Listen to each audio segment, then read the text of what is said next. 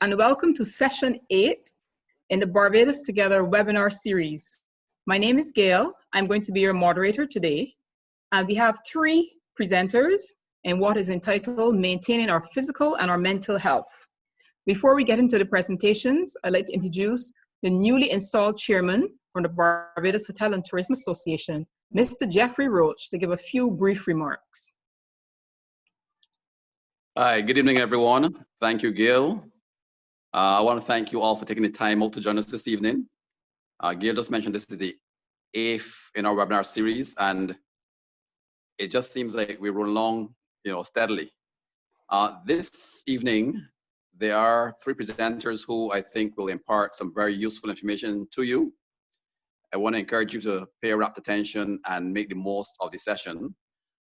This is part of our webinar series, which has been running now for just over 2 weeks. The feedback we've gotten has been tremendous, so we will probably extend this program for a little longer.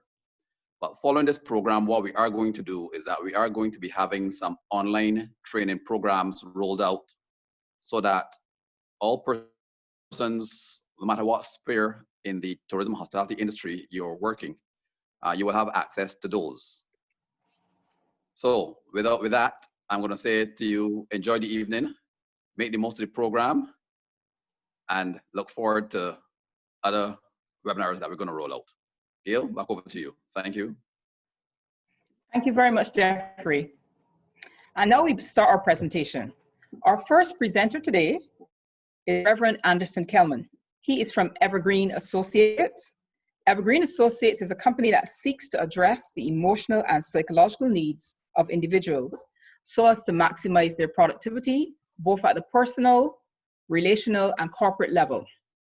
The company has a team of counselors who are directed by Reverend Kelman. Reverend Kelman has over 30 years experience in the employee assistance program. So he's very experienced in delivering these sessions. Ladies and gentlemen, without further ado, let us introduce Reverend Anderson Kelman.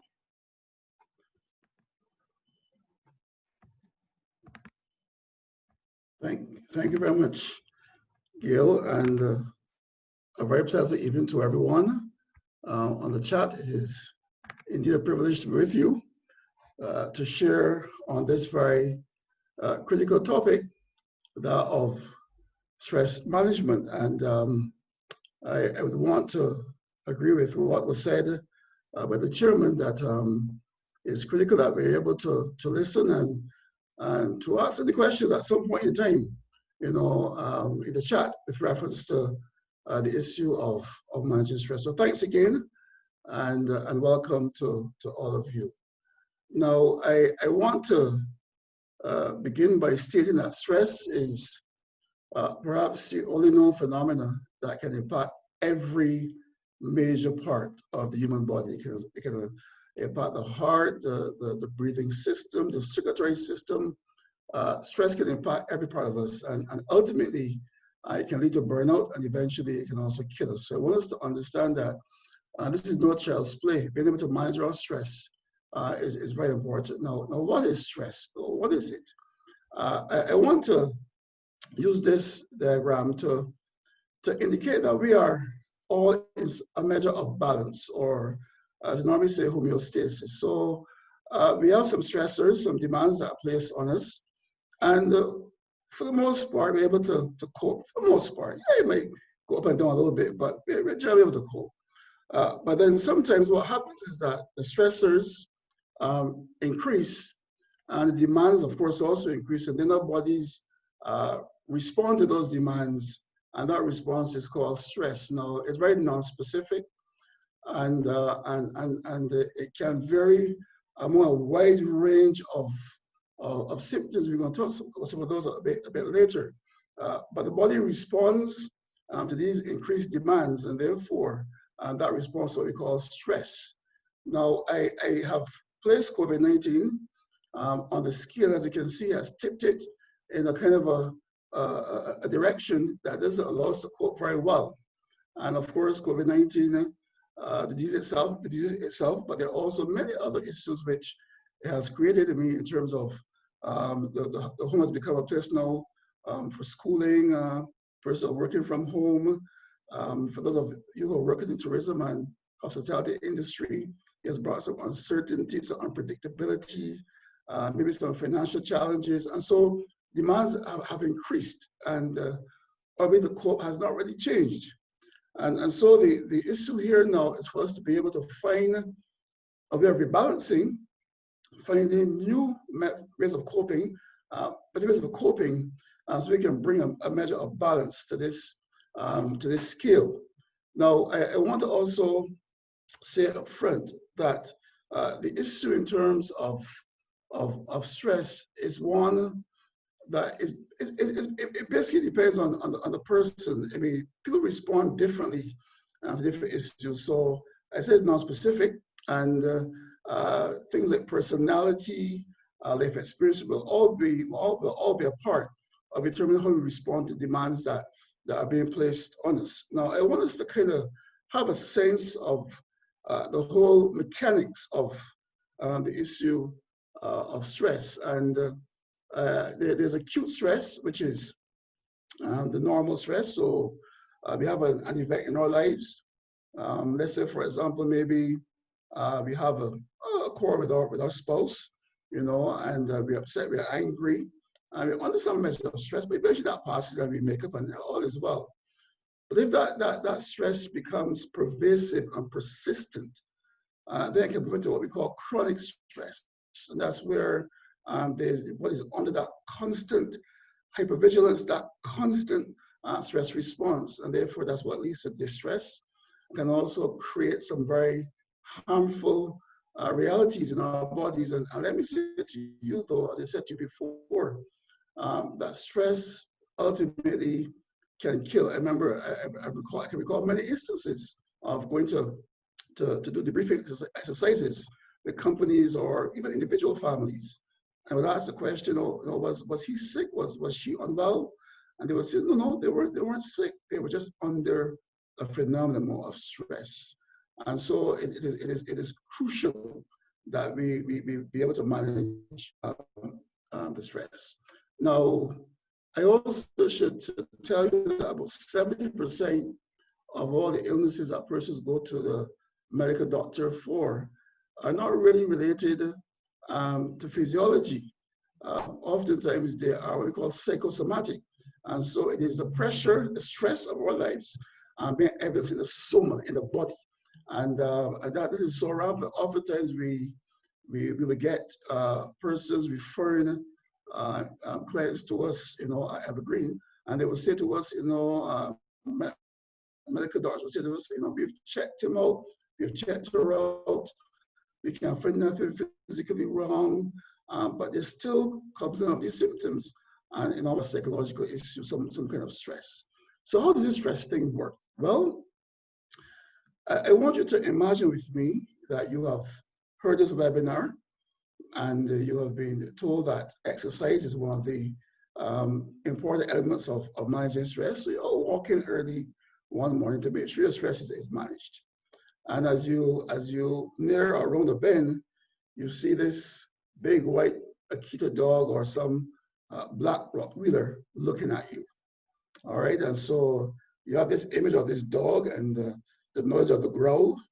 And so the amygdala, which is the seat of emotional processing, it gets these images and the amygdala declares that, wow, this is a threat. And so it sends a quick word to the hypothalamus, that's the control part of our brains, who then puts our autonomic nervous system into action. Now, all that simply means is that it's an automatic process that is kick-started by the hypothalamus, the command center. And that automatic process results in what we call the flight or fight mechanism. And that then triggers the adrenaline rush that we talk about.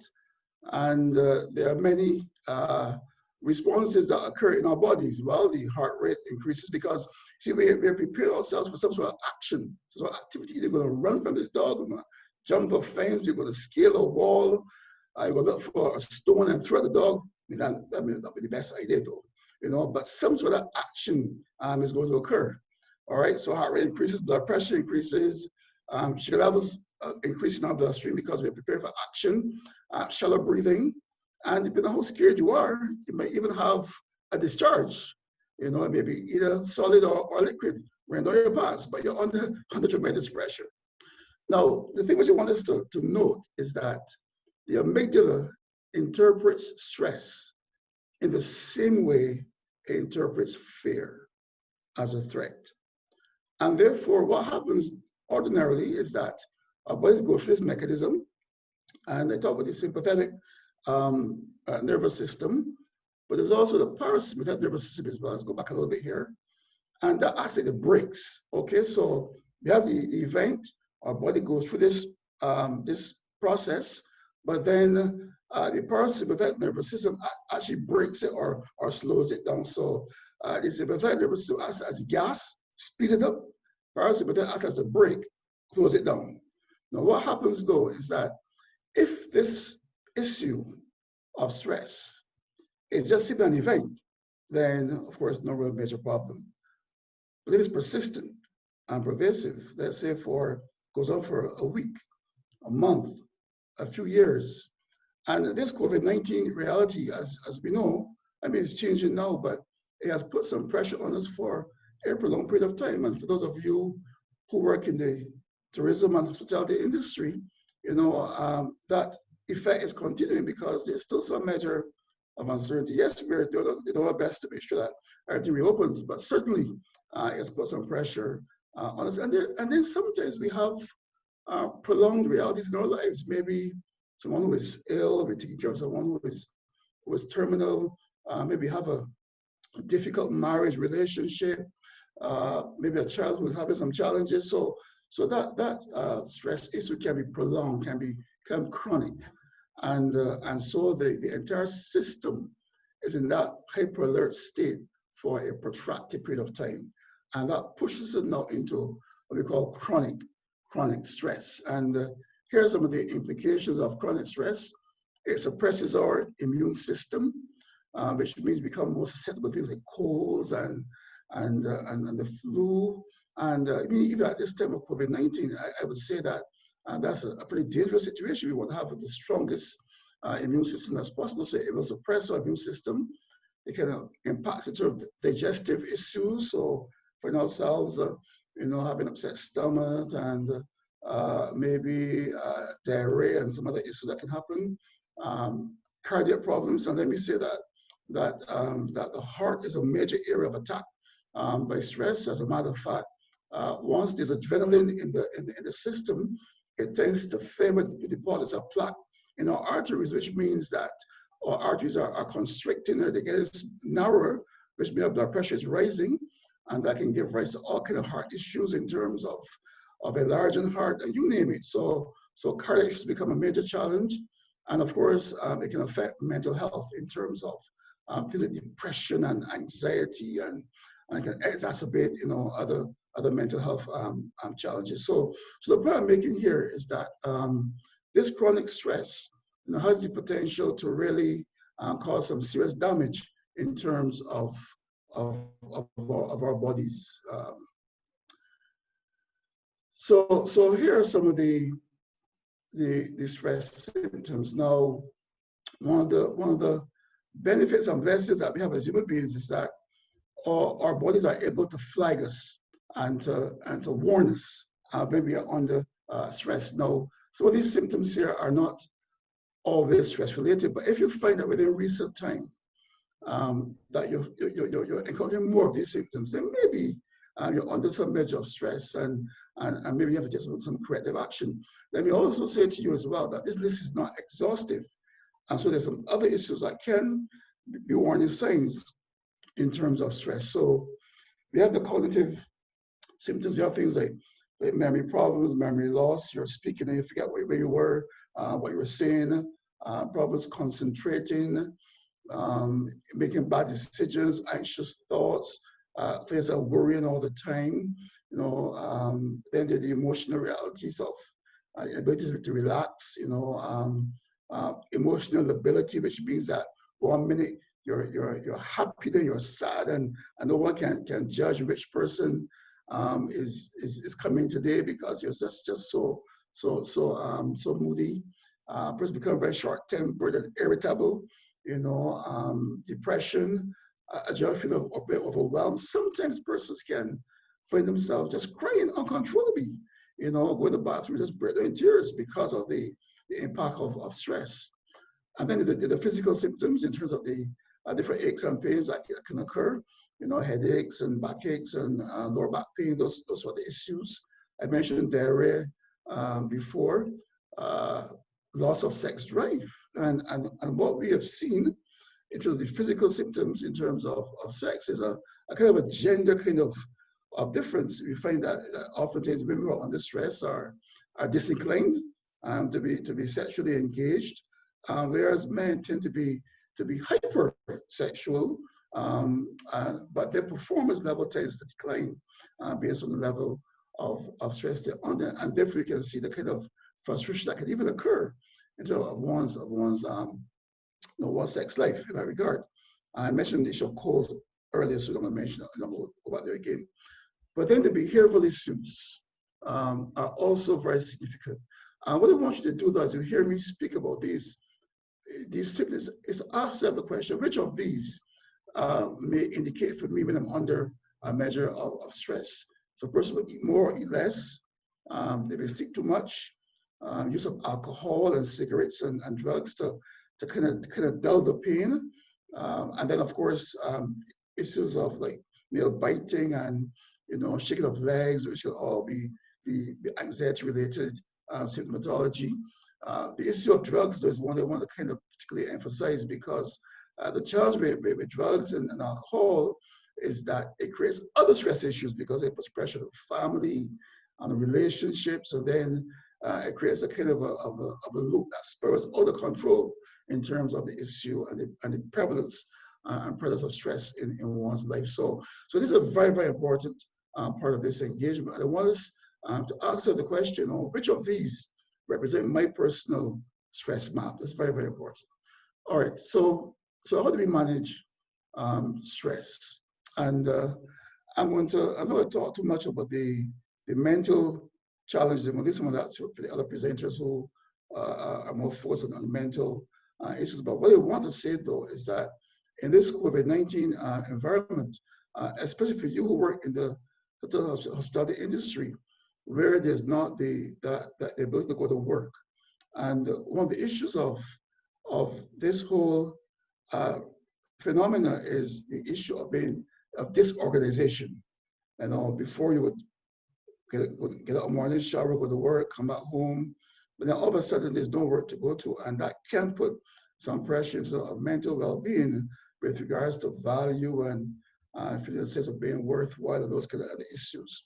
So one of the things which I've been suggesting to persons as a way to manage this whole dislocation is to create for yourself a schedule for your day, and organize it, because that will give a measure of predictability as the way you're going to do, and also balance, because even though many persons are not going out to work, at home is work itself, because children are online. You have to put the children online. You have to prepare meals. We have a spouse who's at home as well. You got to look out for. So there's still much to be done, and so create a sense of balance in terms of that schedule, and make sure basically creating for yourself until the time has come for the reopening of your workplaces. Now I have another some what I call the 5 R's of stress management, and I just want to go through very quickly, so before I've lost all my time. The first R is removal, and there's some things that we can control in terms of our levels of stress, and one of those are toxic people. There's some persons who don't add anything to us, but they pull us down, and there are things we have to kind of break with some relationships that don't add value to us. That's important. Our belief systems or our thought patterns, how we see ourselves. There's some individuals who awfulize. Everything seems to always get worse for them. You know, in their minds, there are constant negative thoughts. And one of the things, though, we can manage our thought life, and that's important with reference to managing our stress. What they've found is that persons who are more positive are not only less stressed, but they're more healthy as well. And that's within our control, our managing our belief systems and our thought patterns. The next R talks about the whole issue of relaxation and deep breathing. You know, oxygenating our brains, you know, will create a measure of relaxation, muscle relaxation, where we can sit in a chair and just, you know, systematically, you know, tense and release your hands and feet as a way to bring about a measure of relaxation. Visualization, where that is concerned, talks about the whole idea of being able to find some thought that is positive that you can focus on. You know, even as you do relaxation, that can also reduce levels of stress. And then taking occasional stress breaks is also important. And for those who work from home, that is crucial, because sometimes we sit at a computer for long periods of time, and that can actually, you know, endanger our own physical health and make us a lot more stressed out. So relaxation is a very important R in terms of managing one's stress. And then the issue of recreation, exercise. I said to you before that the stress reaction or response, it floods the system with extra glucose and raises the heart rate and blood pressure. When we exercise and we go back to our rest period, it actually allows us to push ourselves those factors below what they were before we started, and therefore it acts as a way of managing the stress responses. And then, of course, you know, exercise itself will give us what we call those endorphins that create a sense of calm as well. So physical activity, you know, very important. And I have been in movement therapy, so things like yoga, Tai Chi, those are all useful in terms of being able to reduce the element of or the instance of stress, you know, in terms of our lives. And then, of course, building a strong support network. And one of the things that I've realized is crucial to managing stress is having persons that you can be open and transparent with. Because everything that we think, we do not have to believe. Let me say that one again, because sometimes we have thoughts about ourselves that are not true. But we keep it in our heads, then they fester and they become for us our own truth, and that can be something very debilitating. So the issue of having someone we can talk to, we can share it openly, and can help us to edit some of those thoughts, because sometimes we believe something about ourselves that is so far from the truth, but because it's in our brain, no one can help us with it. And I've seen that a lot with persons who may be depressed, you know, where they tend to become fixated on negative issues. And once they begin to share them and to have them disputed, the whole depression tends to change. So having good, strong relationships allows for that sort of engagement, but also for catharsis, letting stuff out. You know, sometimes there's no pearls of wisdom or truth. Just the mere fact of talking helps to reduce the levels of stress. And then, of course, there's that sense of faith. I really meant faith, but I just put religion there because that was a good R. But really faith, you know. And there's so much research that has shown that faith is a very important component in any stress program or plan. You know, the whole idea of being connected, you know, to someone who's bigger than us, the sense of oughtness in terms of life having meaning and value are critical tenets in terms of us being able to manage the challenges of life and the ups and downs of life, and be able to stay, you know, pretty focused and to have a life that is not as stressed out as perhaps it could be. So faith is a very important element in terms of managing our stress. Now, let me also say, as I come to an end, that there's there's good stress, there's youth stress, there's good stress that keeps us motivated. But once you go beyond our stress threshold, then that becomes what we call the distressed chronic stress. It's very, very dangerous. And so my word to you really is that at this juncture, in your journey, be aware of your stress symptoms and create for yourself a plan so you can manage the stress, so that whenever the industry reopens, you're ready and ready to go and to make your mark as you did pre-COVID.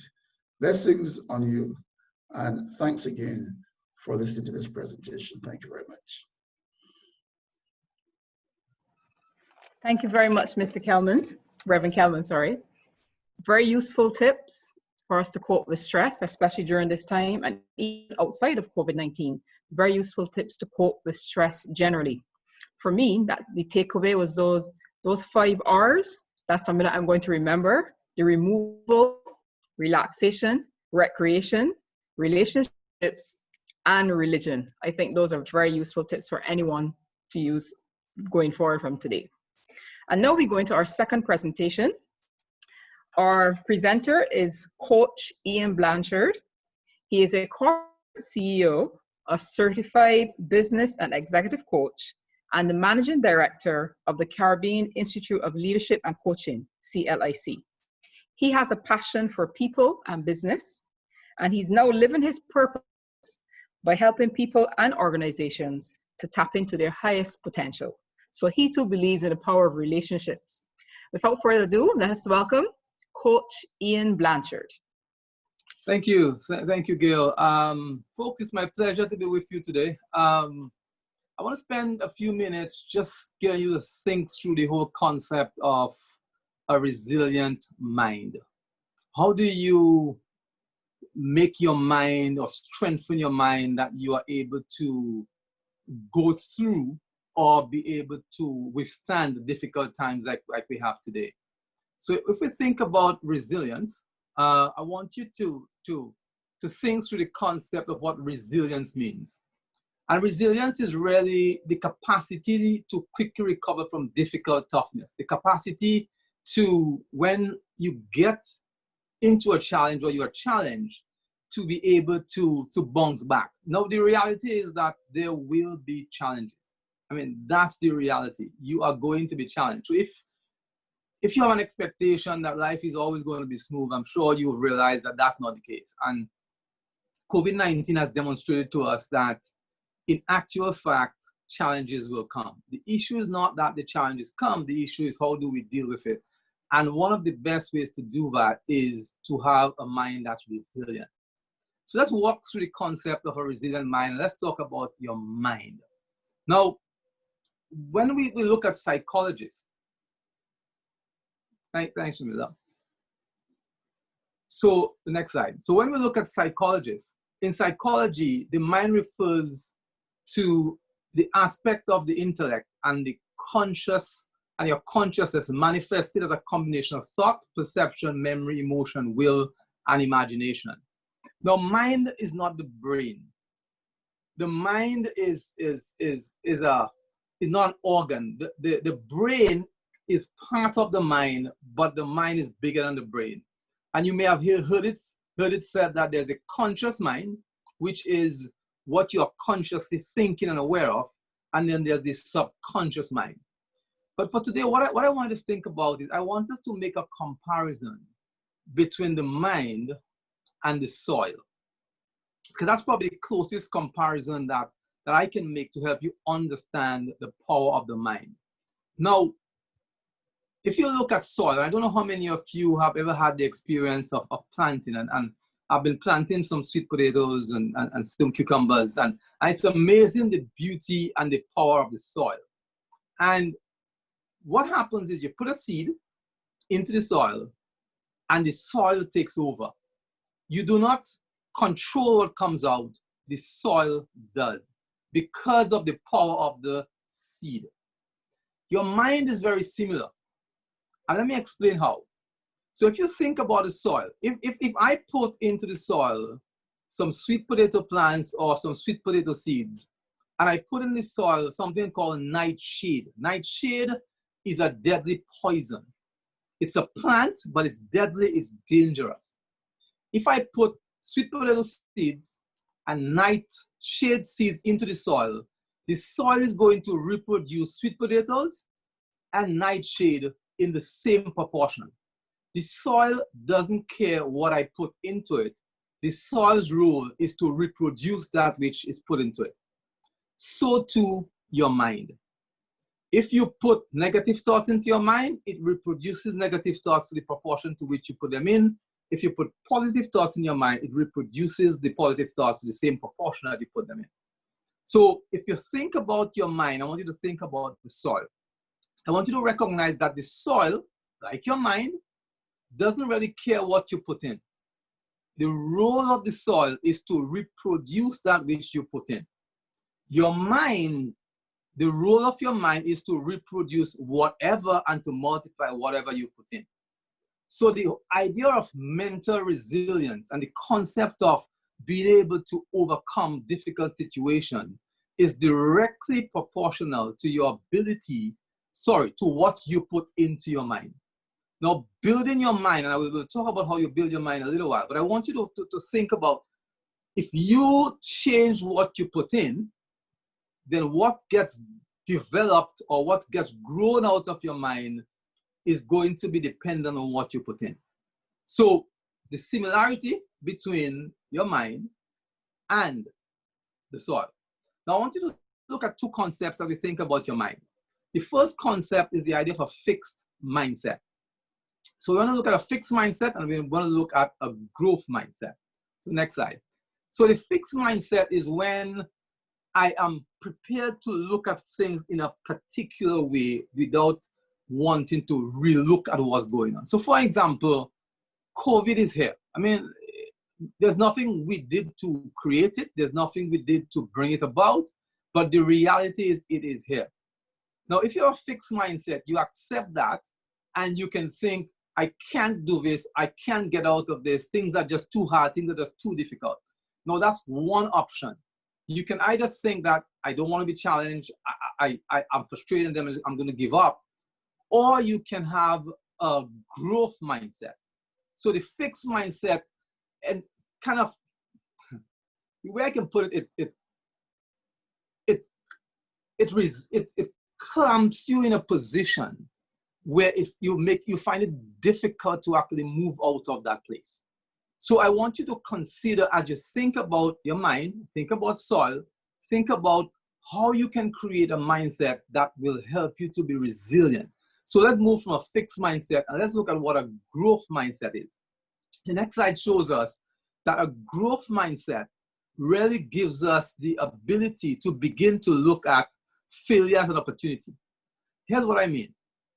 If you begin to recognize that when you fail, there is something to learn. It's not a pleasant feeling. So it's not that you are rejoicing that you failed. But what you're saying is, if I have not accomplished something, my question to myself is, how can I learn from that experience so that I can overcome this situation or another situation in the future? If you begin to look at, okay, when somebody gives me feedback, some of that feedback may not be good, but it helps me grow. So the fixed mindset, the growth mindset is ready to, if I have a fixed mindset, I am not prepared to, and I'm not open. If I have a growth mindset, I'm thinking, how do I use this situation to help me grow? So the concept is, if we look at our mind, we'll begin to recognize the power of our mind.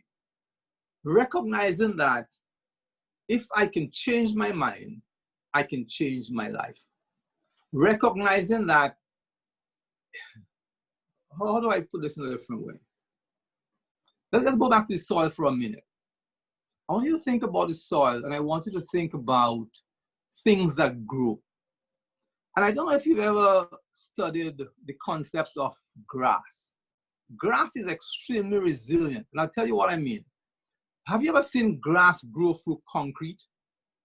Any little crack in the concrete, any little space in the concrete that the grass finds, the grass comes out through the concrete.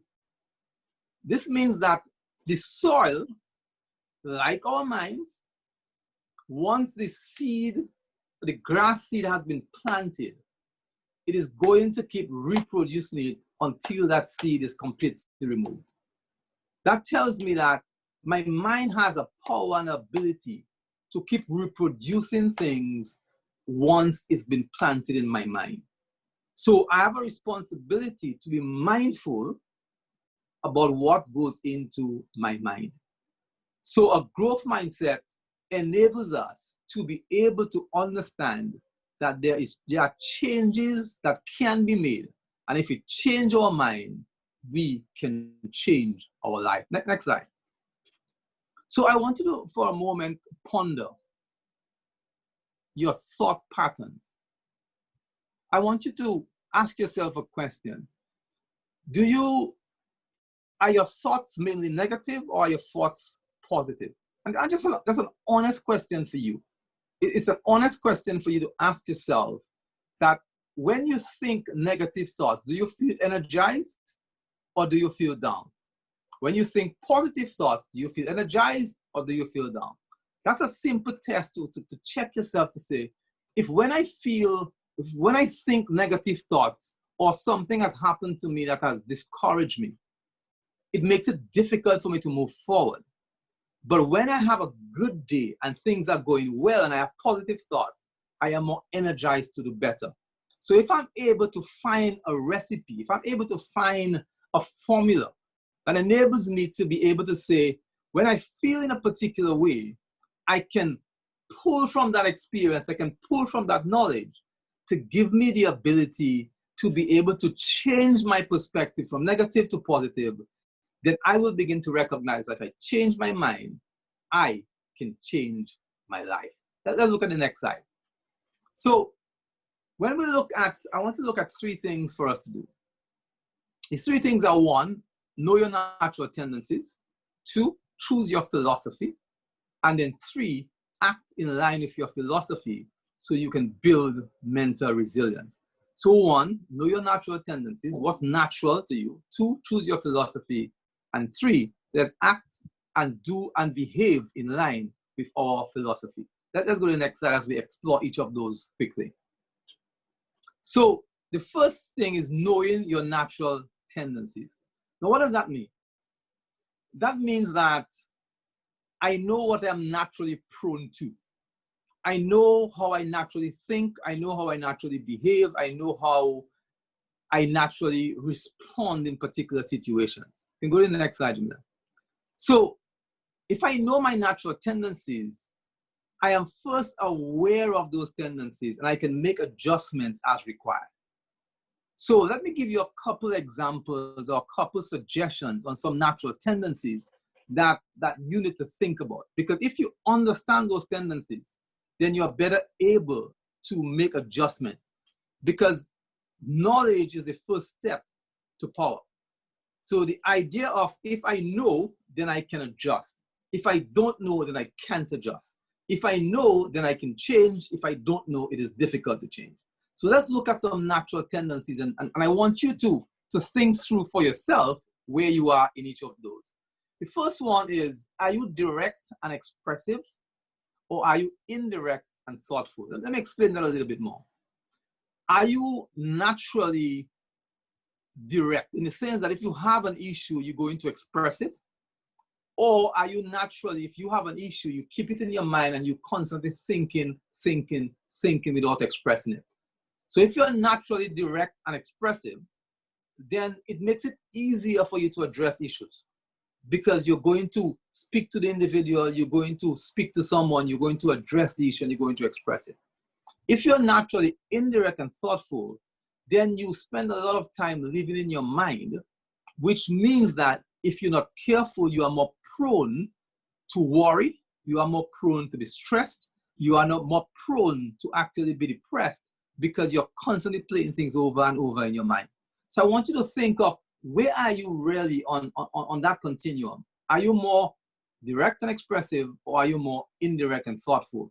Because if you are more indirect and thoughtful, then it is really a little bit more difficult. You're going to pay greater attention to what goes into your mind or what you think about. And we'll cover that in a little while. So that's the first thing I want you to look at in terms of natural tendencies. Are you direct and expressive, or are you indirect and thoughtful? The next natural tendency I want you to think about: do you naturally move away from pain, or do you naturally move towards pleasure? Right, well, let me explain what that means. So a lot of us, what happens is that we keep moving, but we stop once there is no pressure to move. So for example, I may be trying to achieve something. So let's say I'm trying to lose weight. I'll use that as an example. So if things are going well, then I'm exercising. But if I feel tired in the morning, I stop exercising. But then I feel a pain and I go to the doctor, and the doctor says to me that you've got a problem, you need to exercise. So that's some pain that I feel. So I'm moving away from the pain and I'm exercising as a result of the pain. Compared to someone who has a vision of what they want to become from a weight standpoint, and regardless of what is happening, they're constantly moving towards that pleasure. So, and each one of us is called what we call a modality. So you either have a modality where you generally, each of us do a bit of both, but there's one that tends to be more prevalent in the way we operate. So I want you to think about, are you now a modality of moving away from pain or towards pleasure? Now, if you have a modality of moving away from pain, you've got to find a way to have yourself being pulled, or you've got to induce pain in a consistent manner to keep you moving forward. Otherwise, what you're going to find is that you're going to keep stopping and stalling, stopping and stalling, stopping and stalling, unless there is some pain that is introduced. So the first thing is to be aware of your natural tendencies, because if you're aware of your natural tendencies, you are better able to respond and move forward. Let's go to the next slide. The second thing I want you to think about is choosing your philosophy. Now, philosophy sits at the core of our lives. Every single one of us have a philosophy of life. We don't think about it in that context, but we have a belief system that drives what we do. We have a way of thinking that determines how we think and how we behave. Every single one of us do. I'll give you an example, right? I don't know how many of you are sitting or you're standing. So most of you are probably sitting in a chair. Now, and most of you may have a desk next to you or a table. The question is, why are you not sitting on the table? And you tell me, but a table is not to sit on. But Ian, what nonsense are you asking me? This is a ridiculous question. You don't sit on a table, you sit on a chair. Well, who told you so? You've been conditioned and taught, and I have been conditioned and taught, that you sit on a chair. But I spent some years in the Middle East, and they sit on the floor to a great extent. They have been conditioned and taught that if we're going to have a meal, we sit around on the floor. The point I'm making is, because of that philosophy, because of that belief, then they behave in a particular way. If I believe, for example, that nobody likes me, that everything that happens to me, I am going to feel like a victim because no one likes me. It's a belief system. It's a philosophy. It's the way I see the world. It's the way I look at what happens to me. So let me give you a few examples of a few philosophies. Let's go to the next slide. Now, a few philosophies to look at is, I cannot control the wind, but I can adjust my sail. Let me explain what that means. If you are a sailor, you understand that the wind is beyond your control, but you can adjust your sail. In life, circumstances and situations tend to be beyond our control, but I can choose how to respond. I did not control COVID. I didn't start it. I can't control it, but here's what. I can control how I respond. Some of you may not have a job at this point. You can get depressed, or you can say, you know what? I'm going to learn a new skill. I'm going to find ways of generating income until the industry starts back. You can decide how you're going to respond to the environment. No, it's not easy, but you understand you cannot control the wind, you cannot control your circumstances, but you can adjust your sail. You can change your direction, you can change how you respond, you can change what you do. Another philosophy is there is something to learn in every experience. So I believe that every single thing that happens to me, it happens to me for my good in the end. I believe that it is not pleasant sometimes, it is not nice, it is painful, but I'm always looking for the reason why it's happened and the reason that, so how I can learn something from that experience. Or I was born disadvantaged and there is nothing I can do about it. Or I was born with a particular surname, or I was born with a particular color. You can have a philosophy that damages your ability to move forward. Or you can have a philosophy that says, I can complain about the wind and allow it to blow me wherever it goes. Without a plan, without a clear direction, the wind is going to blow you. But here's what. Your philosophy, your belief system is what drives your behavior. So my challenge to you is to think about what you believe. Think about how you see yourself. Think about how you interact with the world. Think about how you engage with the world. Because in actual fact, if you believe that things are not going to get better, then it's probably won't. If you believe that you are disadvantaged because of where you live, then it probably won't. Folks, we cannot control where we were born. We cannot control the family we were born into. But here's what we can control. We can control what we take from it and how we respond and what we do every single day, every single minute, every single hour. And we can, if we recognize that the decision about what happens to us is directly related, what happens to us we may not be able to control, but how we respond to what happens to us is directly proportional to our perspective, to our belief, and to our philosophy. So I want you to, 1, understand your natural tendencies. 2, choose your philosophy and choose your philosophy correctly. Third thing is that once you've chosen your philosophy, next slide, you want to act or behave or unbehave in line with that philosophy. Meaning that, let me go back a little bit. Let me ask you to do something. Take some time and really think about your philosophy. I mean, guys, this is important. This is critical because it drives every single thing you do. And philosophy is a big word. So let me break it down. It is really what you believe about the world. It's really what you believe about your circumstances. It's really what you believe about yourself. It's really what you believe about your family. It's about how you see the world. So take some time and write down how you see the world, because if you're able to adjust that, you'll be amazed at what can change in your life. So let's talk about acting or behaving in line with your philosophy.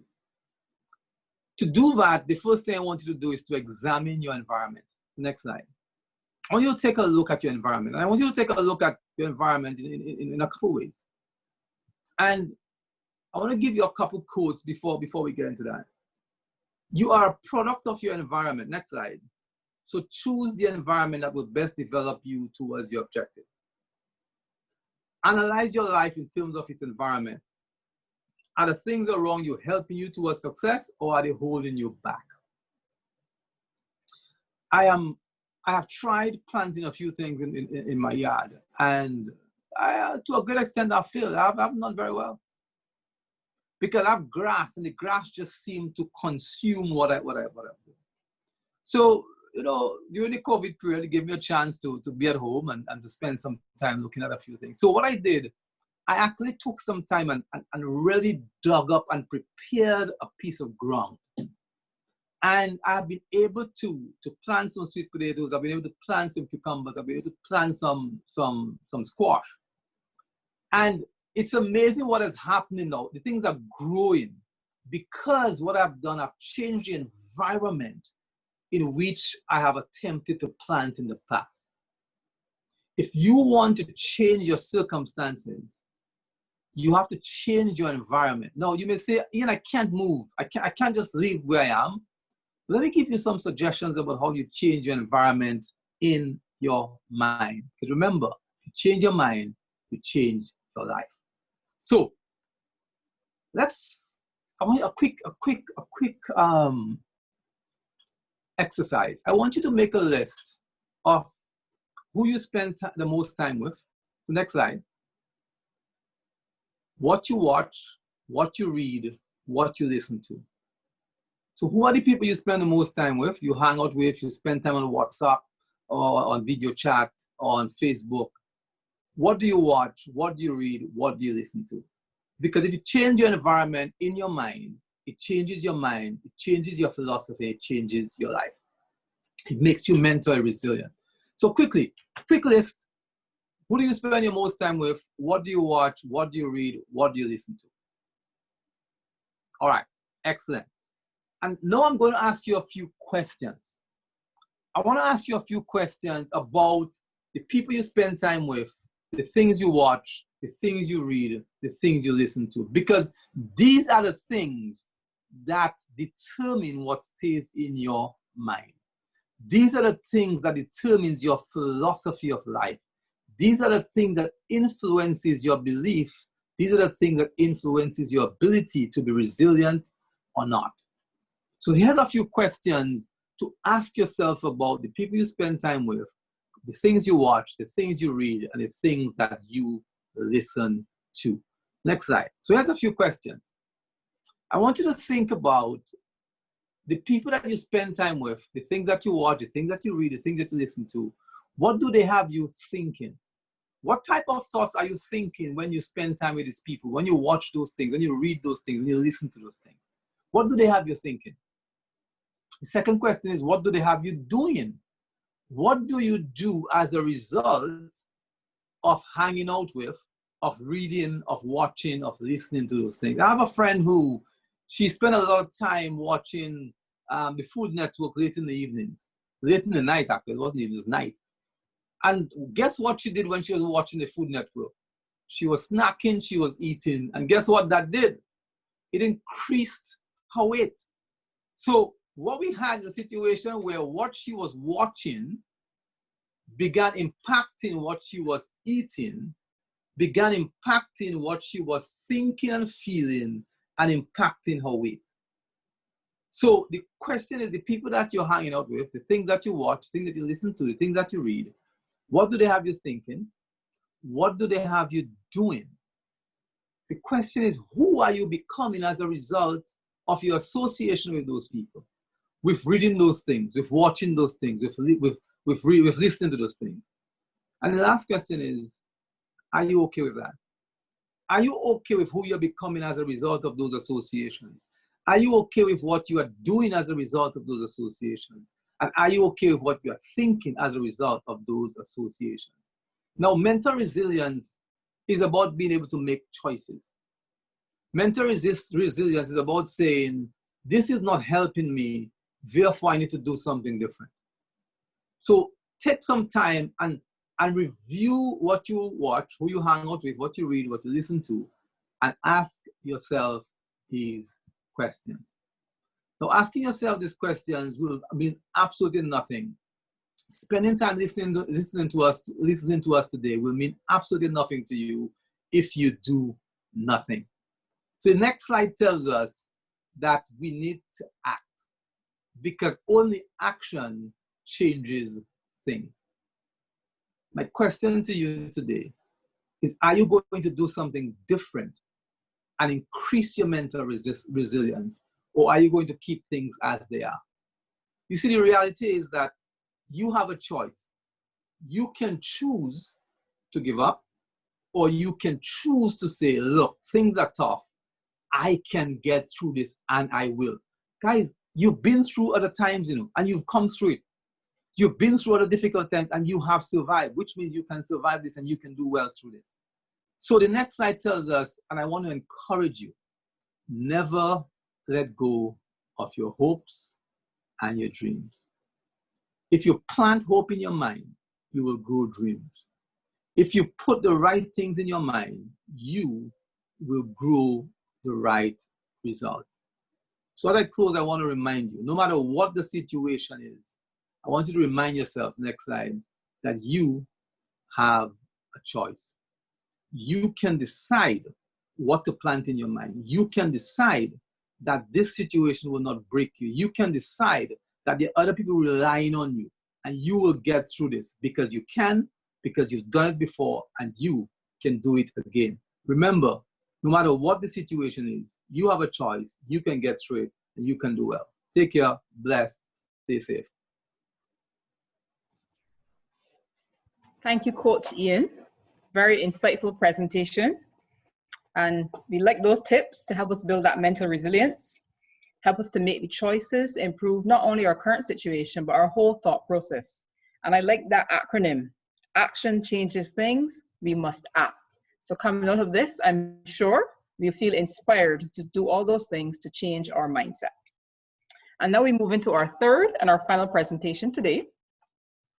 And we are going to have Georgia Nai Gaga. She is a program director at the Surfside Wellness Center. And she has a career in health and wellness that began 16 years ago in 2004 after obtaining a bachelor's degree in kinesiology and health science with honors from York University in Canada. Over the years, Georgina has worked with diverse populations and held various positions such as personal trainer, fitness manager, corporate wellness consultant, life coach, and health coach. Her current role at Surfside Wellness Center includes organizing and promoting various healthy lifestyle initiatives aimed at increasing physical activity among Barbadians with a special focus on workplace wellness. She chose to work in the health and wellness industry because of her genuine passion for helping others. And although clients seek her help with attaining their health and wellness goals, she truly benefits just as much as they do from helping them. For her, there's nothing more rewarding and satisfying than playing a part in her client's journey to strive to better themselves and improve their health and well-being. So now we're going to welcome Georgina, and she's going to do her presentation on the importance of physical health. So we've had mental health, we've had how to cope with stress, and now we're going to understand the importance of physical health. We tie all three of them together, and we'll be totally ready to face any challenges going forward. Go ahead, Georgina. All right, thank you. Good evening, everyone. I will now share my screen with you.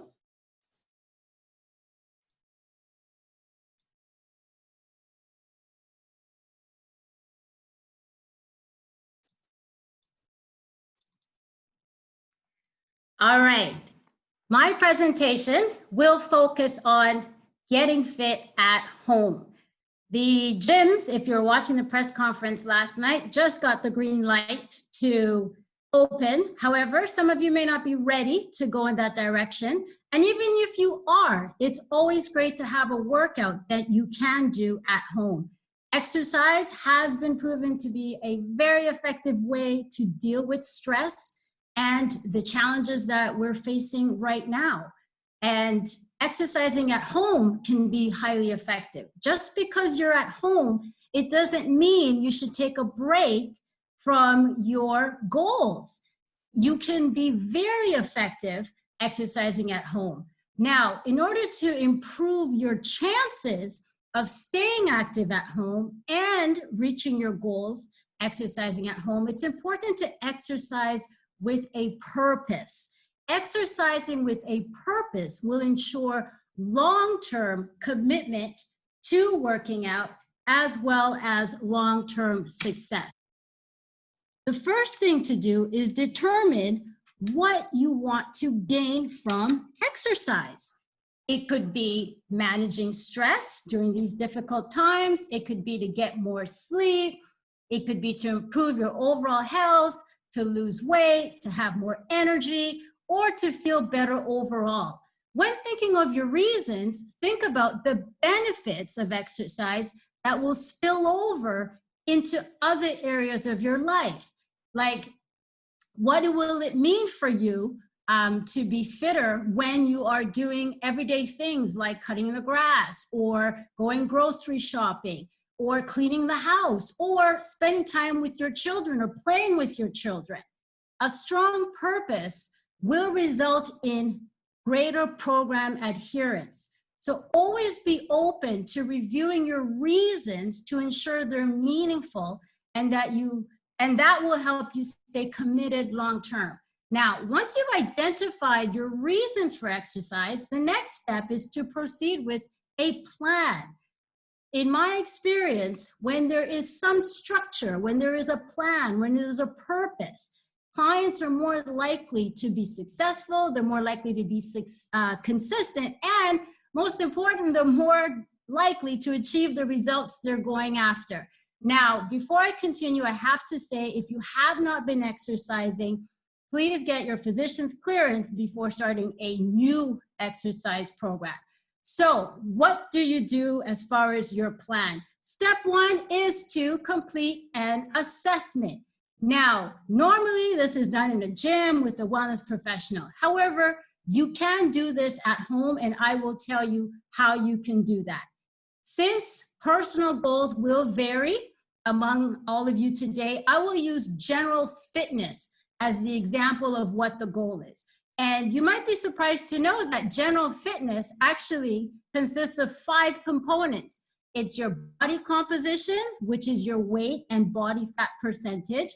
It is your strength, muscular endurance, your cardio endurance, and your flexibility. So how can you do this at home? For your body composition, you step on a scale and you use a handheld device. If you don't have a device, no worries. You step on the scale, and then what you can do is you can also do some measurements. Some measurements around your chest, your waist, your abdomen, your hips, and your thighs, and that will be an indicator that you're moving in the right direction. So whenever we're trying to get our body composition to be in the optimal range, and optimal range means there's a healthy amount of body fat for each individual based on their age and gender. So the way that you know you're moving in the right direction is not only relying on the scale, it's also having a body fat test done, which could be the handheld device, or you can measure yourself. Because if you're losing inches, that means you are going in the right direction. So after you've done the body composition, then you could test your cardiovascular fitness. And you can do this several ways. At home, you can set a timer for a minute and do jumping jacks. Do as many jumping jacks as you can in 1 minute and record the result. The important thing with the assessment is you do the exact same test the next time. So the next time, I recommend 6 weeks. Having before measurements gives you something to work to improve. And you can test yourself 6 weeks later to see how you've done. And having something that you're working towards will give you the additional motivation, the additional push to work out when you may otherwise decide to skip it. So the cardio fitness, jumping jacks. Set a timer, 1 minute, do as many as you can, record it. Muscular endurance, push-up. You can do regular push-ups on your feet. You can do push-ups on your knees. You can do push-ups against the wall. You set a timer for 1 minute, and again, you do as many push-ups as you can. The next test would be your strength. This is lower body strength. So you find a wall in your home, you sit against the wall, you see the legs are bent 90 degrees there.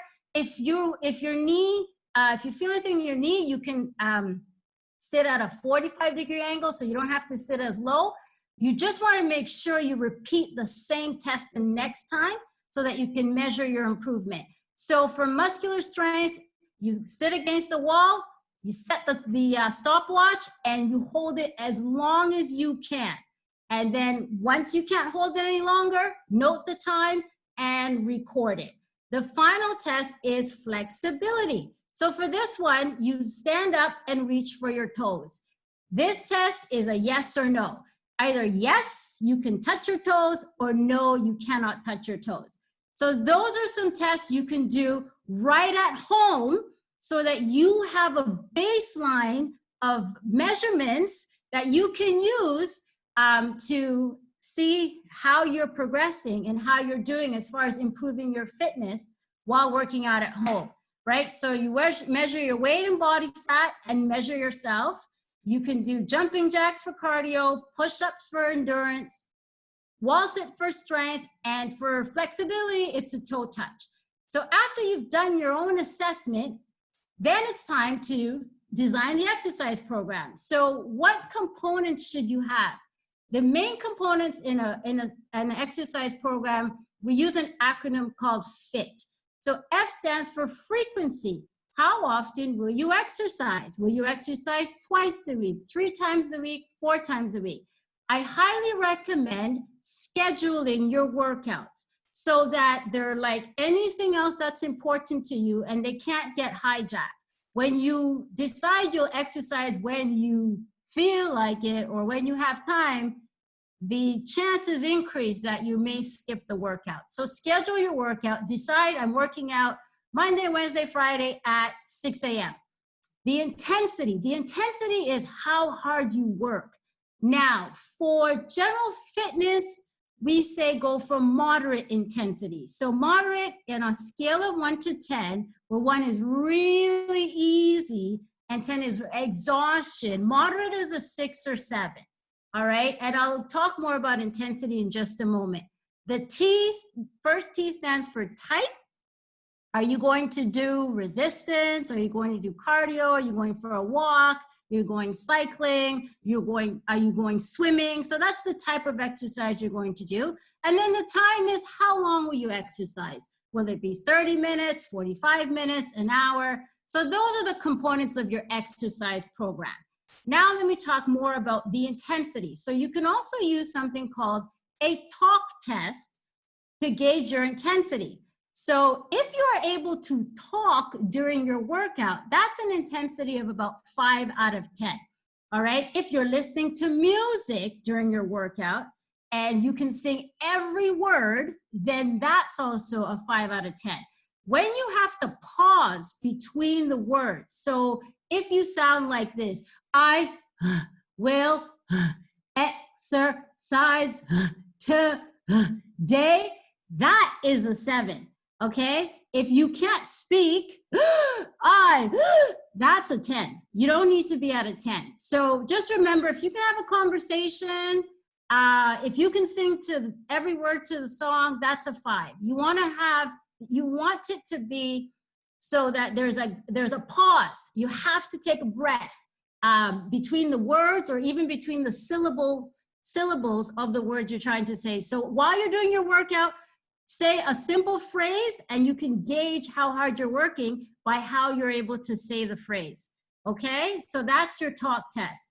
So here is a sample of what a general fitness program would look like. So looking at the FIT acronym, 4 days a week could be the exercise frequency.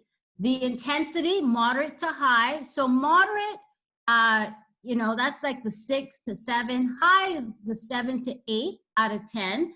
The type, resistance and cardio. So resistance training at home would be exercises like your squats, your lunges, your push-ups.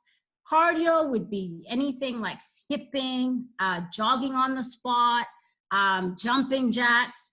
So with general fitness, you want a combination of the two. And then the time, 45 minutes. All right, so here's a sample of what a total body workout would look like. Now, I recommend total body workouts because you will work all the major muscle groups and you'll use more energy per workout when you do it this way. And again, if the goal is general fitness, then you want to get a well-rounded workout for all your major muscle groups. So a sample workout could be squats. You can do squats. And in terms of squats, you can go as low as you can, depending on your fitness level. You can also, if you're starting out, you can use a chair. So you can sit and stand on a chair.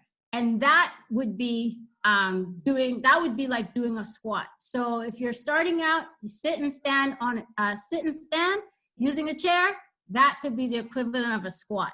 The next exercise would be your push-ups. So you can do push-ups on your feet.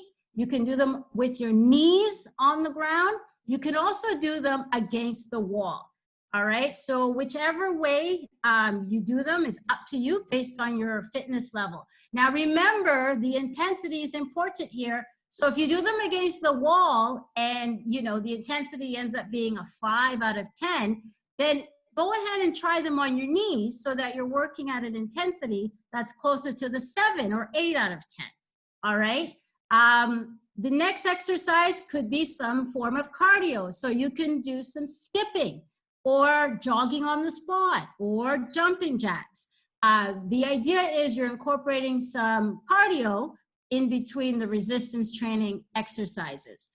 The next exercise could be what we call tricep dips. Now these people are doing them outdoors. You can do them at home. So on the left is how you start. So the arms are straight, the legs are straight. You can also have your knees bent.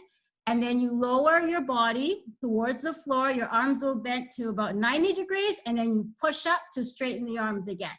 So tricep push-up is tricep dip. You can do this at home against a sofa, a couch. Make sure whatever object you choose is not going to slide back. Okay, that's very, very important. So make sure it's an object that isn't going to slide back.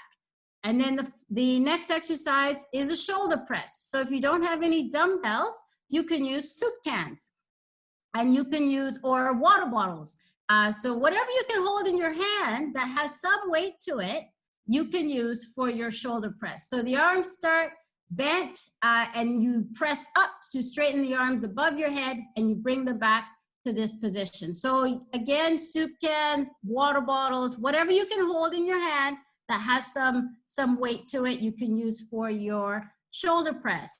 And then the final 2 exercises are working the core, which is your abdominal muscles, and your lower back. So we've got the crunches first. All right, so on the floor, you contract the abdominal muscles until your shoulders are off the ground, and then you return to the ground, contract the abdominal muscles again, and this is known as a crunch exercise. And then the final one is a plank. A plank exercise. This is very good for the core, which is the lower back and the abdominal muscles. And you hold this as long as you can. Now, you can also do this on your knees, and it will still be effective. So you can start on the knees, and then you can you can move on to doing the plank on your toes. All right. So as far as the format, you can go for 45 seconds. Oh, sorry. Just 1 second. Oh, sorry, 1 second. Not sure what happened there. Sorry about that. Not sure what happened there. Just give me 1 moment, please.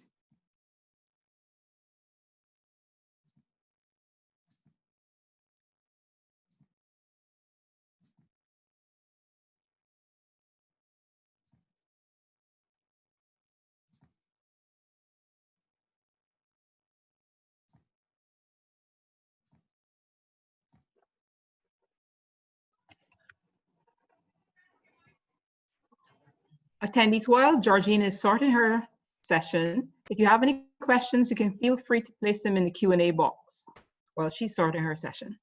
Right, sorry about that, everybody. Sorry. So in terms of the workout format, you can go 45 seconds of work. So that's when you're actually doing the exercise. And then you can rest for 60 seconds. For every exercise session, start with a warm-up. So this would be 10 minutes. You can march on the spot, you can jog on the spot, you can do some skipping, some jumping jacks.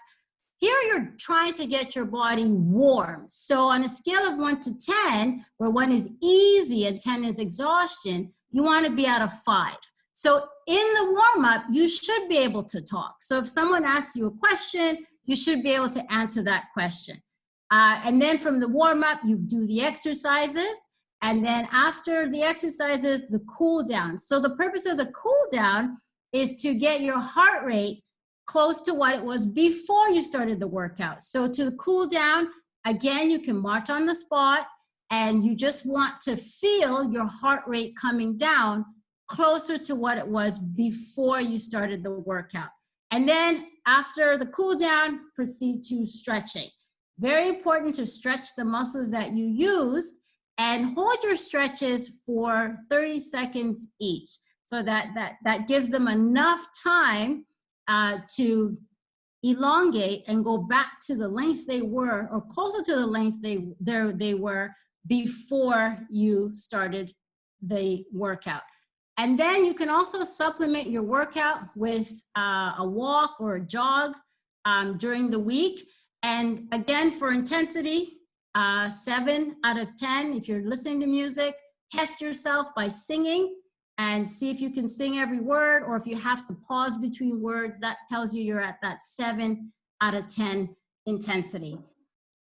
So to summarize, exercising at home doesn't mean that it's a laissez-faire, I'll do it when I do it sort of thing. Exercise with a purpose, decide what you'd like to get out of the exercise, and then you can do your own assessment so you have something to work towards. 6 weeks later is a recommended time frame for reassessing yourself, and then decide what your program fit will be. So how frequently will you exercise, the intensity, the type of exercise, and how long you'll exercise. And very, very important to schedule your workouts. Now, in addition to your own workout at home, you also have the option, if you're not comfortable going into a fitness facility at this point, at Surfside, we do have something called online Surfside membership. So I would invite you to consider this option. It has over 80 classes a week. You do it right from home. And if you want more information on that, you can simply send an email to Georgina@surfsidewellness.com, and I'm happy to provide more information.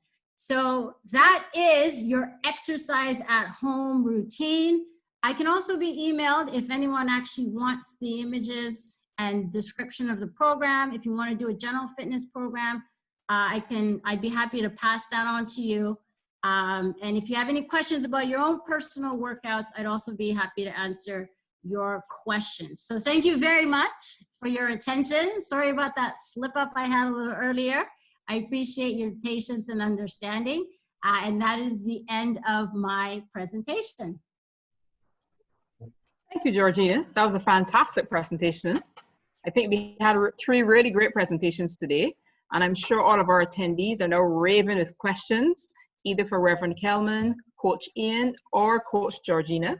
So now the floor is open for you to place your questions either in the Q&A box, or you can place them in the chat if you so desire, and then we'll answer them accordingly.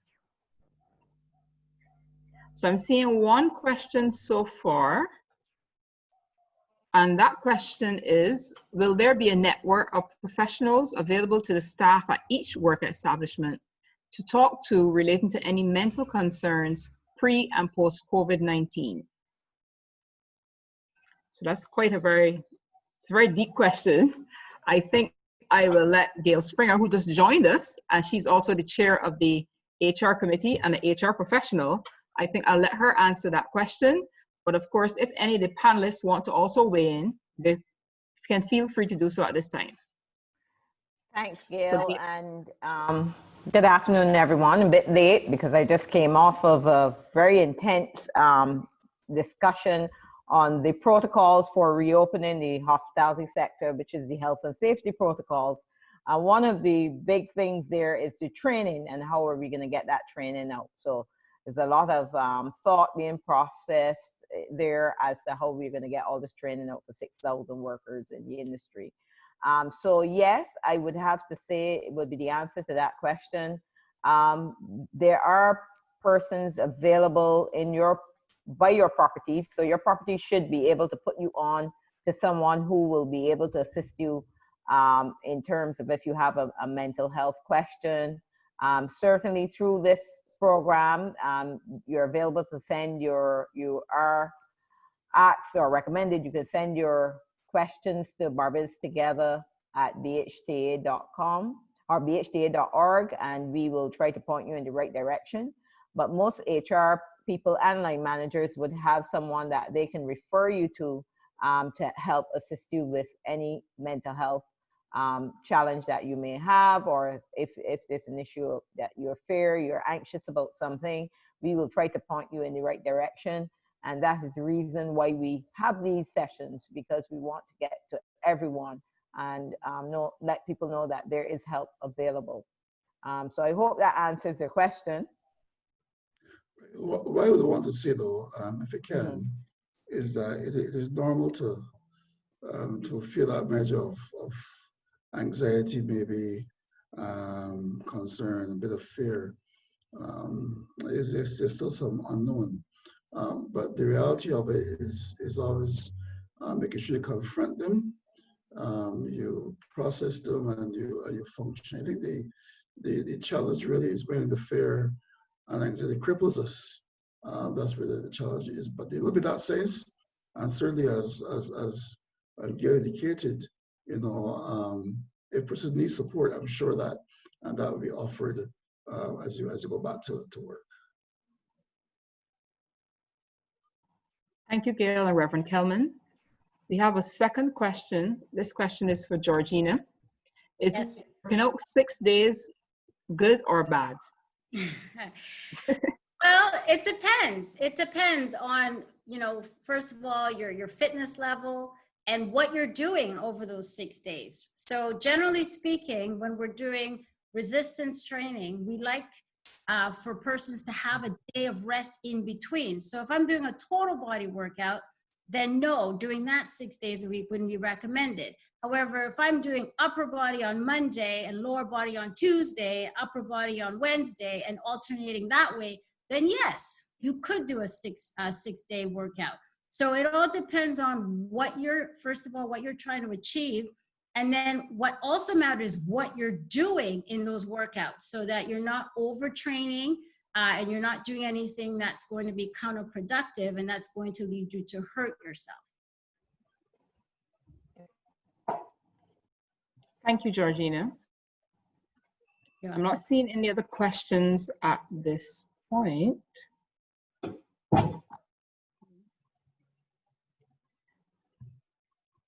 I've seen a few comments where persons are saying they love the presentation. Some persons would also like to get access to the presentations. So of course, we are willing to facilitate that. All the presenters will email us their presentations, which you can easily share with everyone via email. So that can easily be accomplished. And I also want to encourage persons to being fit, exercising and working out is really important to help you stave off that stress. I think both Reverend Kelman and Georgina alluded to it. And it doesn't have to be much. You can just do something every day. Start small, start just a few minutes, 10 minutes, 15 minutes. It can just be walking, it can be skipping, but every little bit of exercise definitely helps you to cope at this time. I'm seeing a couple other questions. A question for Reverend Kelman. In terms of emotional stress and managing stress, how can you remove when the toxic person around you is the person that you live with? How would you handle something like that, Reverend Kelman? Well, I mean, that's a very interesting question, and I think Coach Ian spoke about the power of the mind, and we're never powerless, and we can make choices, even though it is maybe challenging, difficult choices, but we can make choices. And I would say two things. I would say one, maybe there needs to be some kind of engagement with the person who may be deemed toxic, because the reality of it is that toxicity is only one side, it's only being spoken from one side. So it may need to be some element of engagement, maybe that's concerned. And the second thing is, after you've engaged, after you've discussed, and there's still an element of toxicity, then maybe the time has come for a movement away from each other in that regard, because some persons are just not good for us. And, the issue of managing our environment is our responsibility as well.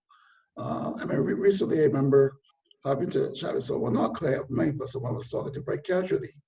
And I said to them, even though you've invested quite a bit of money, in terms of your property and stuff, it may be necessary at some point in time to decide how you're going to deal with it. Because if this is making you ill, then you've got to take charge of your own life. So I would say just simply that sometimes we have to make difficult decisions. Mm-hmm. Thank you, Reverend Kelman. I have another question. This one is also dealing with pressure at home. What is the recommendation from the panel for dealing with work-related stress or pressures, and also dealing with pressure at home if you're the only breadwinner or the income has been slashed to a great extent? So the question has several parts. So what would you recommend for dealing with the work-related stress, work-related pressures, and then pressures at home if you're the only breadwinner and your income has been slashed by a great extent? So it's a very deep question. I think both Reverend Kelman probably and Coach Ian could provide some tips. So I'll let you go first, Reverend Kelman. All right. Well, sorry to put you on the spot, but that's okay. That's right. I mean, it's multifaceted, and I would want for persons to kind of clarify what are the work-related pressures. Maybe it has to do with relationships. I feel that sometimes when persons talk about pressure at work, it's not always the magnitude of the work, it's sometimes the relationships around the work environment. And maybe that is something which persons can begin to talk about, with their supervisors, with their leaders, in terms of how do you engage about the issue of the relationships. Now, if it's the amount of work, maybe it could be an issue of distribution of work, which again becomes a point of discussion. So I would say if it's pressures that are work related, the issue would be to engage your HR personnel, your supervisors, see how best you can look at distribution, as well as managing the relationships that may be contributing to that stress. Now, the home aspect sounds more like financial though, and I believe that that would definitely entail, sitting the family down and reprioritizing, because sometimes what ends up happening is that we want to live the same way we live when there were two incomes, and so the challenges would obviously be able to sit down and to talk through how we're going to prioritize. And also, I know we are proud people as Barbadians, but family members, reach out to other persons, maybe family or friends, and share your situation and see if they can help to offer some level of support. I find that persons are far more willing to help if they understand where we are. And this is a difficult time for us in terms of that particular individual. Therefore, how can we prioritize? How can we help each other, in that particular regard? That would be my off-the-cuff response, not knowing all the intricacies of the situation. Thank you, Reverend Kelman. Coach Ian, do you want to add any comments? Yeah, just to add from what Reverend Kelman suggested on the concept, I'll speak more to the home side. So you have two sides of the equation. One is cost or expenses, and one is income. Yeah. If Reverend Kelman made the point that if your income has been slashed, you've got to manage your cost. But the other thing to think about is, what do you have in your house? Let me put it that way. There are opportunities to generate revenues that I don't think we explore. So if you have a situation, you have people at home, sit down and figure out what skills do we have? What do we do well? What do we have in terms of skill and capacity and the different members of the household that we can come together and provide something for someone else who is in need? Part of it could be a barter. I may be able to do something that another family cannot do, but provide something else. So the point is, be creative. Think about if you can sew, if you can make juices, if you can, then you may be able to do that for someone else who can do something else for you. So it saves you from having to buy something else and they don't buy any juices. So it's thinking about what are you good at?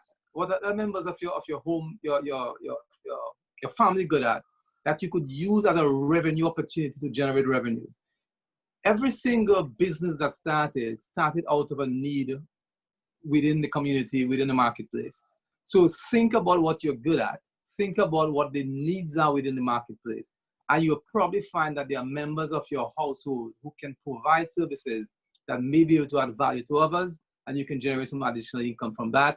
And the option about looking at your costs, reviewing your cost elements and your expenses is critical. But I would say review your costs, look for revenue opportunities and how you can generate income. Thank you, Coach Ian. I have a comment before I go to the next question. One person actually states, they said it's not really a question, but it's their insight. If COVID-19 has not taught us anything positive, we will never learn, which kind of ties in with what you just said. So yes, COVID-19 has been a disruptor, but if you can learn to be creative, rethink how you do things, rethink the skill set that you have, and then use those skills to help you make a little revenue, then that is a positive that has come out of COVID-19. So that's a good comment, a very good, insightful comment. Yeah, and I have a question for George. Gil, just one sure, point. Go ahead. Mm-hmm. I mean, so, you know, planting sweet potatoes, planting cucumbers, a lot of us we may not have a lot of land, but we may have a small part of land we can grow vertically, so you can plant. So we can create some things ourselves that can provide some self-reliance. So it's to really be creative and be willing to explore opportunities to save money, also to be able to generate income. Gil, I was going to say though, thanks, and I was going to say though that you know, persons are talking about pre and post COVID-19, but there's going to be a legacy that will continue beyond, you know, and I think that one of those important legacies will have to do with how we manage our homes and manage our finances. You know, I am one of the believers that COVID-19, though a difficult journey, can have some very positive effects on us for the long term. You know, if we're able to navigate through and understand ourselves, our priorities. You know, there's some things that will serve us very, very, very well as we move forward. Thank you, Reverend Kelman. And now we have a question for Georgina. This is a fitness question. Should resistance and or cardio exercise be incorporated with yoga? Which is a very specific question. I'm not sure I understand the question. Do they mean that incorporated in a yoga session itself, or they do yoga and they want to know if they should do resistance training and cardio? I can answer both. If you are asking whether you are doing yoga and within yoga, resistance training and cardio can be incorporated, then yes. If you're asking if you do yoga a couple of times a week, should you also start doing resistance training and cardio, then yes. They have different benefits. Yoga, depending on the type of yoga, generally yoga is great for flexibility. It's also great for stress management. Some people do it for the relaxation element of it. It can also be good for balance. There are many types of yoga. So as far as the specific benefits, it would have to, you know, I'd have to know what yoga. However, generally speaking, because yoga is good for flexibility, for balance, it can be good for core strength and definitely good for exercise, for stress management, relaxation. It can definitely be paired with a resistance training routine and a cardio exercise routine. Thank you. I hope that answered the attendee's question. I have another comment. This is great material to fuel your fire at all levels, mind, body, and spirit. Very good comment too as well. That came from Cheryl actually. So it's a really good comment, and I think it helps to tie in all three presentations: the mind, the body, and the spirit. Your mind controls your body. So if your mind is not thinking correctly, if your mind is not positive, then that will have an impact on your body and also on your spirit. So that's a very good comment. And other question: will there be regular sessions like these for the industry going forward? I will say yes, but I'm also going to allow Gail Springer to speak and answer this question in further detail. But definitely, yes, there'll be further of these sessions. There'll be more of these sessions. Some sessions will also be repeated. The most popular ones will be repeated, but there'll be additional sessions, and Gail Springer will kind of elaborate on that response. Thanks, Gail. When we started the idea of having these sessions, we were really starting to whet persons' appetite about having online learning or some sort of communication at a time when people are not able to engage in the normal way that we would engage at work. And we thought it best to deal with some of the social and psychological issues that and mental issues that people would be facing at this time of COVID-19, being at home, having their rights restricted for movement, all this type of thing. But it is a new way of doing things, and we have to do things in a new way going forward. And one of the benefits of this, as I heard Anderson say, the legacies of this, is that we want to continue using this online platform, not necessarily webinars, but we're going to move some of the training and more specific training in the industry to the National Training Initiatives Learning Management System. So what that means is that there will be training programs online for all industry workers. Say, for instance, some of the training that is now delivered by the Hospitality Institute, some basic courses there will be delivered online on the National Training Initiatives platform. And we are working with them to see how best we can translate that classroom type training to this type of environment, because the way in which adults learn on this type of environment is completely different from the classroom setting. So we have to have a kind of an instructional design. I think that's what it is. And we have a couple of our HR practitioners and some folks at the community college who are helping us with that type of transition. So that is one part. So specialized training, yes, for housekeeping, maybe bartending, whatever, we're going to try to move to that platform. But more immediately, we have to focus on some of the health and safety training that we have to do for the reopening of the accommodation sector. And that is going to probably what we're going to target next. And we have to get up to speed on that very, very quickly. We have to get up to speed on that for accommodation, for all the direct tourism services in terms of catamarans, vendors.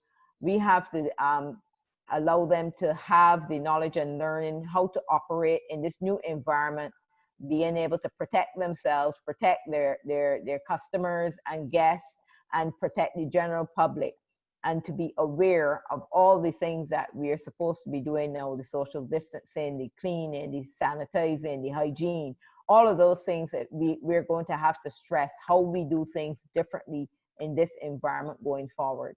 So that is also going to be coming to a cinema near you, if you want to use that phrase. So it is a lot of work that we're trying to put on in the next couple of weeks. So stay tuned. And what I'm saying is, we're going to try to get the information to you across GIS. We're going to try to get the information to you through your managers and supervisors and across all the owners and so on. We're going to get the information to you through the Barbados Workers Union, because they're going to be involved, and so will the National Union of Public Workers, because this initiative goes across private and public sector. And therefore, whoever you can ask a question to that can tell you what is happening, please ask, so that we can get you the information, because we want you to log on when we have the courses. And not only that, when there is actually an opportunity to do in session at your property and doing the specialized sanitizing and that type of training, we want you to be able to participate in. I know that's a lot that I've said, but that is really where our focus is next. Thanks. Thank you very much, Gail. I'm not seeing any more questions in our chat. I'll give person just a few more seconds, minutes, if they have any other questions. Again, you can place them in the Q&A, or you can place them in the Zoom webinar chat. And if there are no more questions, I'm just going to ask each of the panelists just to give a few closing remarks or a closing tip so that persons have a takeaway nugget at the end of this evening's session. So I'm going to start with Reverend Kelman first, and then Coach Ian, and then Coach Georgina, and then we'll close out our Friday evening session. All right, thank you very much, Gail. And I want to just say thanks to all your participants for being, in this webinar. Now, I'll just say two things. One is that managing stress is our responsibility. Managing our stress is our responsibility. Sometimes, persons may create a context for us that may not be the best, but ultimately we got to take charge of our own selves. Because when we get ill or have a stroke or some other negative effect of stress, they're really the ones who are going to suffer. So the first thing I would say, take responsibility for your life. And the second thing I would say that it's important for all of us to know what is stressing us out and to create a plan that we can follow in a consistent way. I heard Georgia speak to that, in a consistent way for our own stress reduction. COVID-19 has brought some challenges to our reality, to us, but we have the potential, and there's a possibility where we can change so we can manage and so we can move on and maximize our lives. The rest of our lives can be the best of our lives. Well said, Reverend Kelman. Coach Ian? Yeah, I just want to leave with you the thought that if you do not like a situation, change your mind, you change your life. Where your mind goes, your body follows. So if you want to change your current situation, if you want more, you need to become more. So if you want to change your circumstance, then you change you. And remember, you have the capacity in you to do it. Trust yourself, believe yourself. Remember that if you are able to be focused and to be disciplined and to be clear on what you want to achieve in your life, you can do it. If you say you can, if you say you can't, you're right. You decide which one you pick. Look at your philosophy, change your philosophy, and change your life. Thank you, Coach Ian. And Coach Georgina. Thank you. I'll just close off by saying again, when it comes to exercise, to increase your chances of being committed and of being consistent, exercise with a purpose. So establish a goal for yourself. I encourage you to do your assessment at home so you have something that you're working towards. The thing about exercise is it's really good for us. However, the benefits come from us doing it consistently, right? So right now, during all the uncertainty, exercise is a great tool for stress management. And remember that when we don't exercise and we don't practice other behaviors to take care of ourselves, our body doesn't give us a pass and say, oh, don't worry, I won't develop high cholesterol. I won't develop diabetes because COVID-19 is here, and I understand. Your health will continue to deteriorate. The stress will take a toll. So it's in your best interest to do everything in your power. As Coach Ian said, you have a choice. You have the power. Once your mind decides you're going to do it, you will do it. So on that note, exercise with your purpose, whatever that purpose is, and you'll increase your likelihood of being committed and of being consistent. And consistency is the key. Thank you. Thank you, Coach Georgina. Gail, do you have any closing remarks? Is Gail with us? Very few. I'm happy that everyone has had such a wonderful time and on these sessions. The feedback from the participants thus far has been very encouraging and very rewarding for the team. The team has put a lot of effort into it, and we will continue to put as much effort into it, because at the end of the day, we have to come out of this situation stronger and better. And when those gates open, those flights start to come from July, if they're coming from July and August, we have to be able to wow our visitors again and give that, despite all the types of protocols and so on that we have to follow, we still have to have that warmth in our smile. And because tourism is one of the livelihoods of Barbados and the key one of the key economic drivers, and we all have to be in it together. And so we want you to put your best foot forward and join us for the future sessions, because we are still going to be online for you and trying to support you wherever we can. Thank you. Thank you, Gail. Webinar attendees, we've come to the end of our session. Thanks very much for spending your Friday evening with us. I'm sure there are many other things you could have been doing, but you spent it with us, and that's very important.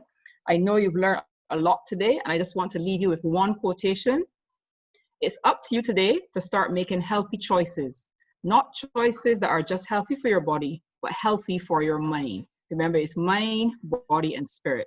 Have a wonderful weekend. We're going to rise from this. Stay safe. Enjoy life. Thank you. Thank you. Bye, everyone. Thank you, and bye-bye. Bye-bye.